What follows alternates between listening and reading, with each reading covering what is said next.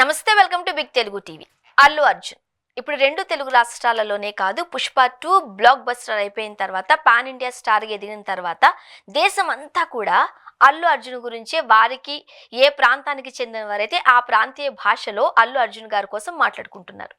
300 కోట్లు రెమ్యునరేషన్ అల్లు అర్జున్ గారు తీసుకుంటున్నారు అని వస్తున్న నేపథ్యంలో, భారీ బడ్జెట్తో నెలకొంటున్న సినిమాల నేపథ్యంలో, ముఖ్యంగా పుష్ప 2 బ్లాక్ బస్టర్ హిట్ అని టాక్ తెచ్చుకున్న నేపథ్యంలో, ఇప్పటి వరకు ఉన్న రికార్డులను బద్దలు కొట్టి ముందుకు వెళ్ళిన నేపథ్యంలో, అల్లు అర్జున్ ఒక ఐకాన్ స్టార్ అయిపోయిన నేపథ్యంలో ప్రస్తుతానికి అల్లు అర్జున్ గారిని కస్టడీలోకి మొన్న తీసుకున్న ఇష్యూ, మొన్న ఫ్రైడే ఏదైతే పోలీసులు ఇంటి దగ్గరికి వెళ్ళి అల్లు అర్జున్ గారిని కస్టడీలోకి తీసుకుని విచారణ కోసం పోలీస్ స్టేషన్కి తరలించిన ఈ సినారియో ఏదైతే ఉందో, ఈ ఎపిసోడ్ ఏదైతే ఉందో, మొత్తం నేషనల్ మీడియా అంతా కూడా అల్లు అర్జున్ గారికి సంబంధించే టర్న్ తీసుకుంది.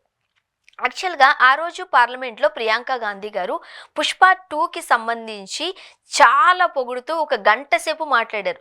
యాక్చువల్గా నేషనల్ మీడియా కావచ్చు, మన రెండు తెలుగు రాష్ట్రాల్లోని మీడియా కావచ్చు, వాటి మీద ఫోకస్ చేస్తారేమో అనుకున్నారు. కానీ సైమల్టేనియస్గా అల్లు అర్జున్ గారిని కస్టడీలోకి తీసుకోవడం, అరెస్ట్ చేయడం, ఈ వార్తలపైన ఫోకస్ వెళ్ళిపోయింది.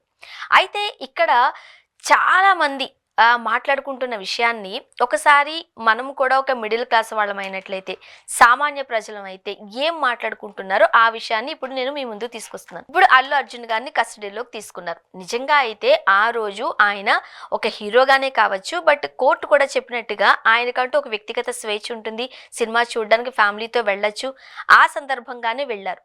డైరెక్ట్గానో లేకపోతే ఇంటెన్షన్గానో ఆ రేవతి గారి మృతికి అల్లు అర్జున్ గారు కారణం కాదు అని చెబుతున్న నేపథ్యంలో యాక్సెప్ట్ చేయాల్సిన విషయం కూడా అంటూ ఉన్న నేపథ్యంలో సరే.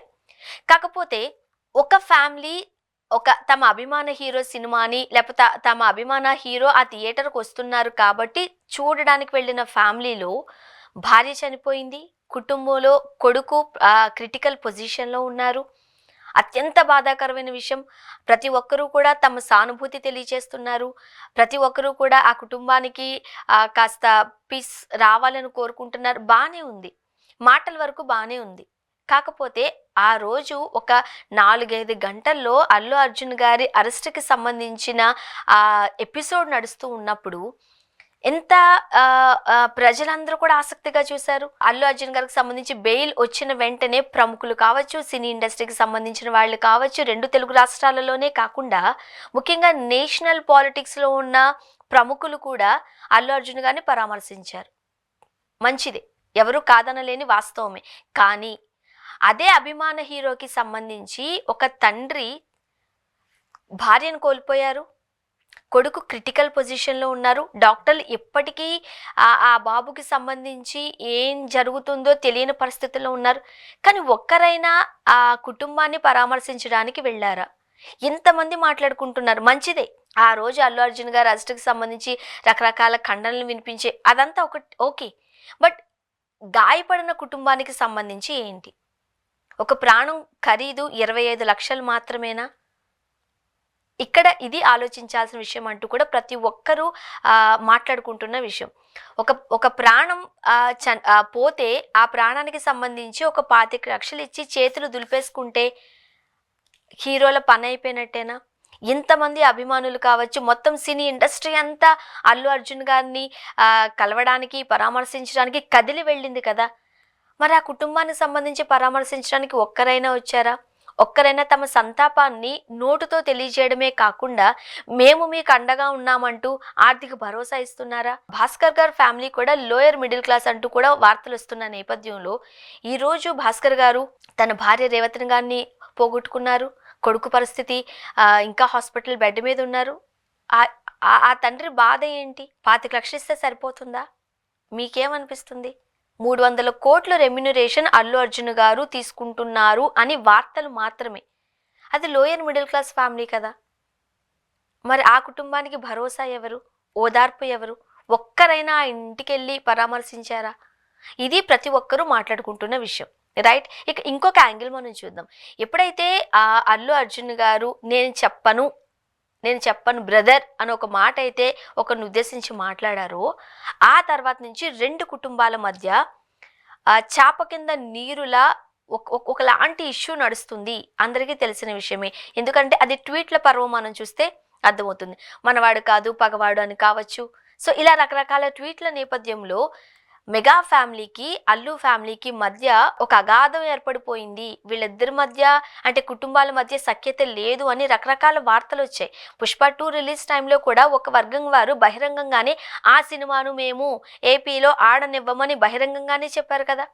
బట్ సీన్ కట్ చేస్తే ఈ రోజు ఏమైంది, అల్లు అర్జున్ గారికి ఎప్పుడైతే కష్టం వచ్చిందో కుటుంబాలు కలిసిపోయాయి.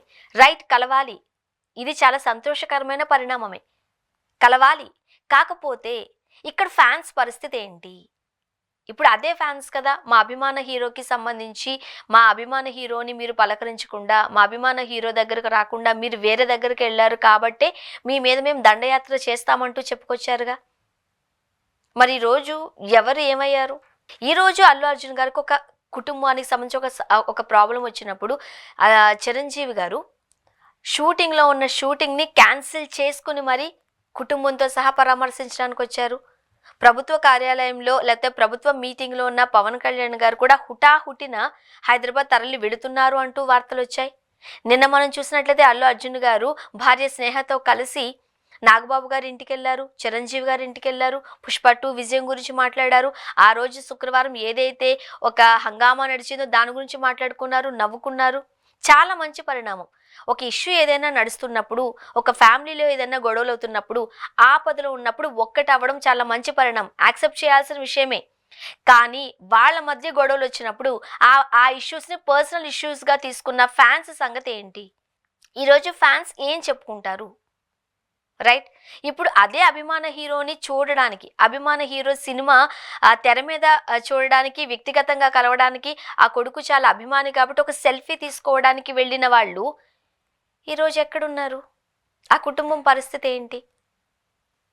సొసైటీలో హీరోలు ఎప్పుడు చెబుతూనే ఉంటారు మేమందరం ఒకటే, రైట్, మేమందరం ఒకటే, మేము ఎప్పుడు కలిసే ఉంటాము, ఫ్యాన్స్ మీరు సంయమనం పాటించండి, మీరు అర్థం చేసుకోండి అని చెబుతున్న నేపథ్యంలో ఇది కూడా ఒక మంచి ఉదాహరణ అనుకోవాలేమో. ఇప్పటికైనా ఫ్యాన్స్ ఏదైనా ఒక ఇష్యూ వచ్చినప్పుడు వాళ్ళు ఎలా దాని గురించి ఆలోచిస్తున్నారు, హీరోలకి సంబంధించి వాళ్ళ అభిప్రాయాలు ఎలా ఉన్నాయి, ఇక్కడ ఒకసారి ఆలోచించాల్సిన అవసరం ఎంతైనా ఉంది అంటూ కూడా ఇటు పొలిటికల్ వర్గాలలోనూ సినిమా ఇండస్ట్రీలో కూడా వినపడుతున్న మాట. ఈరోజు రేవతి కుటుంబానికి అంటే భాస్కర్ గారి కుటుంబానికి తగిన న్యాయం జరిగిందని అని మీరు అనుకుంటున్నారా? ఒక 25 లక్షలు చెక్ రాసిచ్చి చేతులు దులిపేసుకుంటే హీరోల పని అయిపోయినట్టేనా? మీకేమనిపిస్తుంది? కింద కమెంట్ రూపంలో తెలియజేయండి.